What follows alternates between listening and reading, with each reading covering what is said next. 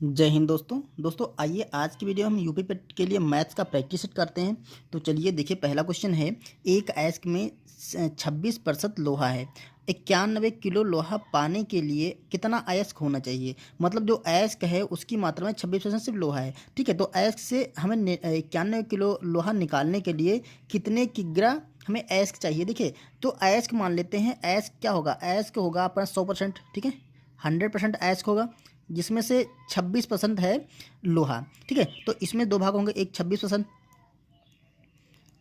बाकी जो शेष बचा हुआ है वो कुछ भी होगा, हमसे नहीं मतलब है। लेकिन 91 किलो लोहा प्राप्त करने के लिए हमें, तो देखिए 26% जो मान है, 26% जो मान है वो 91 किलो मान लेते हैं। तो ये जो 26% मान है ये 91 किलो मान लेते हैं, हम लोहा प्राप्त कर लिए। ठीक है, तो हमारा अयस्क कितना होना है, अयस्क हमारा 100% होना चाहिए। ठीक है, क्योंकि 26% का जो मान है वो 91 किलो ने दे रखा कि लोहा 26% है, वो 91 किलो हमें निकालना है। तो 91 किलो निकालने के लिए अब अयस्क कितना चाहिए, अयस्क चाहिए 100%। तो 100% का मान यहाँ से निकाल लेते हैं। तो 26% का मान 91 किलो है, तो यहाँ से 100% का मान क्या हो जाएगा, यहाँ पे 100% बराबर क्या हो जाएगा 91। यहाँ पर एक नियम लगाएंगे, 91 और देखिए 26 है, ये नीचे चला जाएगा। ठीक है, और इसको मल्टीप्लाई कर देंगे 100 से। ठीक है, ये हो गया आपका 100% निकल आएगा। तो अब देखिए यहाँ पर इसको कैलकुलेट कर लेते हैं। 13 से काटेंगे, 13 दूनी 26 और 13 सती 91, 2 से इसे काटेंगे तो 2 पंचे 10। तो ये आ गया आपका 7 गुणे 50। तो ये आ गया 7 पचे 35, यानी कि 350 केजी। तो आपका लोहा कितना ऐच कितना होना चाहिए, 350 किग्रा ऐच होगा, तो उसमें से 91 किग्रा लोहा निकाल सकते हैं। तो ऑप्शन नंबर जो है डी लगा देंगे। ओके, यहाँ देखिए जो क्वेश्चन दे रखा है वो दे रखा है 0.6 का क्यूब है प्लस 0.5 का क्यूब है, नीचे दे रखा 0.5 का स्क्वायर है माइनस 0.3 है प्लस 0.6 का स्क्वायर है। ठीक है, का मान होगा। देखिए यहाँ पर ए क्यूब प्लस बी क्यूब ले रखा है, तो हम ऊपर क्या होता है, देखिए A cube plus B cube का जो मान होता है वो होता है ए प्लस बी, एक ब्रैकेट में, दूसरे ब्रैकेट में A square minus A B plus का बी स्क्वायर। ये A cube plus B cube का मान होता है। तो यहाँ से ब्रैकेट हम ये जो है कैलकुलेट करेंगे, तो इस ब्रैकेट, ये जो इक्वेशन दे रखी है इससे हम ये ओपन करेंगे, तो ये हो जाएगा आपका ए प्लस बी, पहले एक ब्रैकेट होगा तो 0.6 प्लस 0.5, ये एक ब्रैकेट में है। दूसरे ब्रैकेट में क्या आएगा, ये आएगा आपका ए स्क्वायर मतलब 0.6 का स्क्वायर माइनस ए बी मतलब 0.6 गुणा 0.5। ठीक है, और प्लस का बी स्क्वायर मतलब 0.5 का स्क्वायर, ये ब्रैकेट दूसरा हो गया। अब देखिए क्योंकि हमें ये कैलकुलेट करना है, तो ये वाला जो ब्रैकेट है ये पूरा ब्रैकेट नीचे दे रखा है। आप कैसे दे रखा है, देखिए 0.6 यहाँ लिखा है, तो इसको हम पहले कर लेते हैं। 0.6 का स्क्वायर माइनस का, अब देखिए 0.3 है, 0.3 क्या होता है, 0.5 और 0.6 का गुणा, अगर इसको मल्टीप्लाई करेंगे तो 6 पंचे 30 आ जाएगा ना, 0.3 बन जाएगा। तो इसको हम लिख सकते हैं 0.5 0.6, मतलब इसका मल्टीप्लाई लिख सकते हैं। और प्लस का ये देखिए ये वाला पहले बाद में लिख लेते हैं 0.5 का स्क्वायर, ये पूरा ब्रैकेट नीचे बन गया।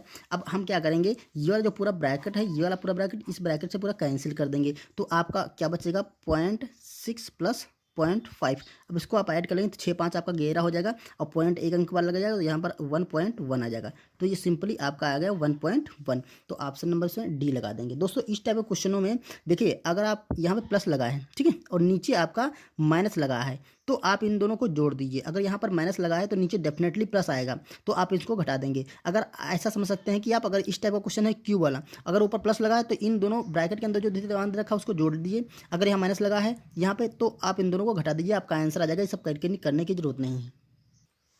यहाँ पे देखिए 4/7, 5/13, 6/11, 3/5 और 2/3 में से दूसरा सबसे छोटा भिन्न कौन सा है, दूसरा सबसे छोटा भिन्न पूछ रहा है। ठीक है, तो आपको क्या करना है, देखिए इस तरह के क्वेश्चनों को या तो आप इनको दशमलव में बदल दीजिए, 7 से भाग करिए 4 को, जो भी दशमलव सारे दशमलव में मान कन्वर्ट कर दिए, फिर आपको पता चल जाएगा कौन सा छोटा बड़ा कौन सा बड़ा है। लेकिन उसमें आपका बहुत सारा समय होगा, तो इसमें हम सिंपल सा ट्रिक बताते हैं आपको। देखिए 4/7 दे रखा है, ठीक है, तो आप क्या करिए, इन दोनों का अंतर निकाल लीजिए। अंतर क्या है, यहाँ पर 3 अंतर है। अब 3 से इसको अंश को भाग कर दिए, अंश को भाग करेंगे तो सिंपली एक बार जाएगा और आपका एक बच जाएगा। ऐसे ही आप 5/13 को आप करेंगे तो इनका अंतर क्या है 8, और 5 13 8 हो जाएगा ना। ठीक है, तो 8 से भाग करें तो एक बार भी नहीं आएगा। ठीक है, तो एक बार से हम कितने कम रह जाएंगे, 3 माइनस कम रह जाएंगे, 3 में माइनस लगा देंगे।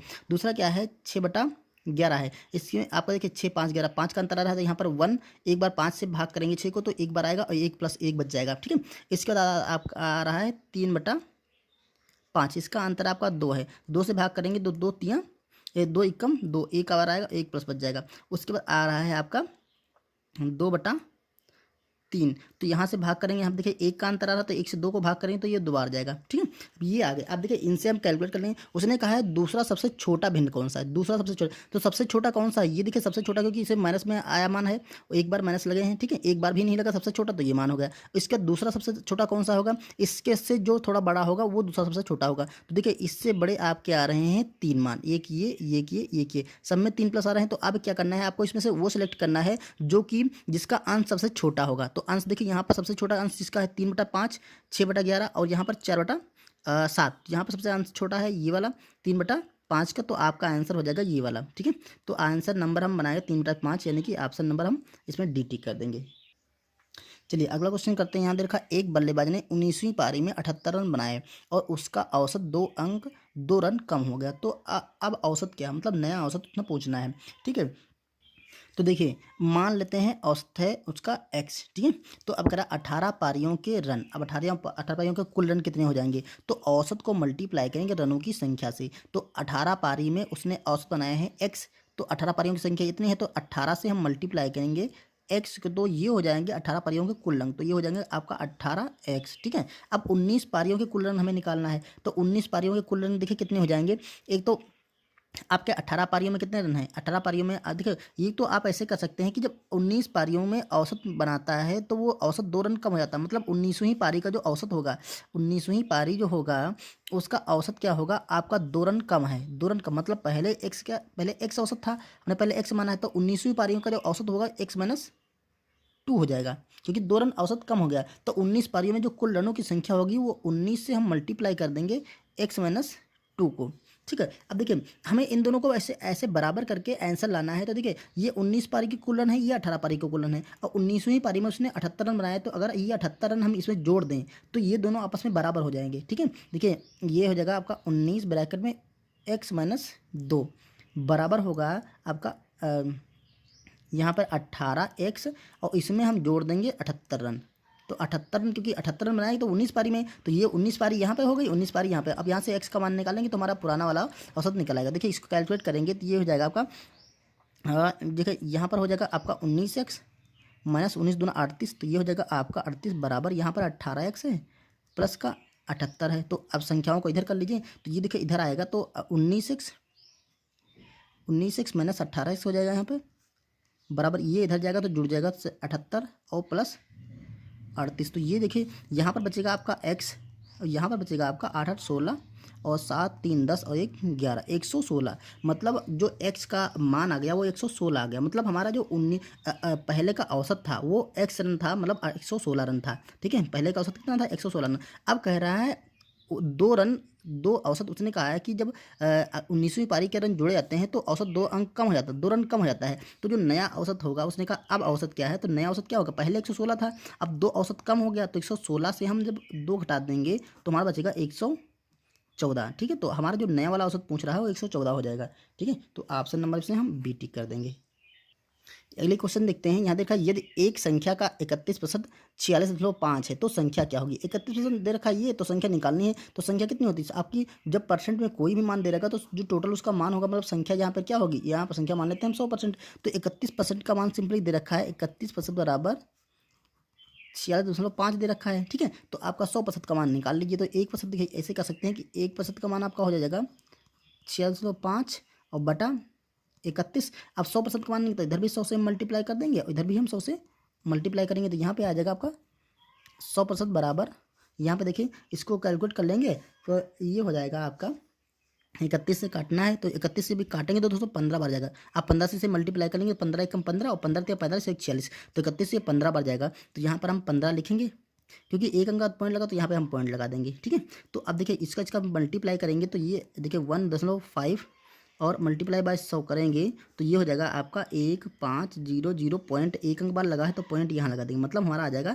150। तो जो संख्या होगी वो संख्या का मान क्या हो जाएगा 150। ऑप्शन नंबर हम ए टिक कर देंगे।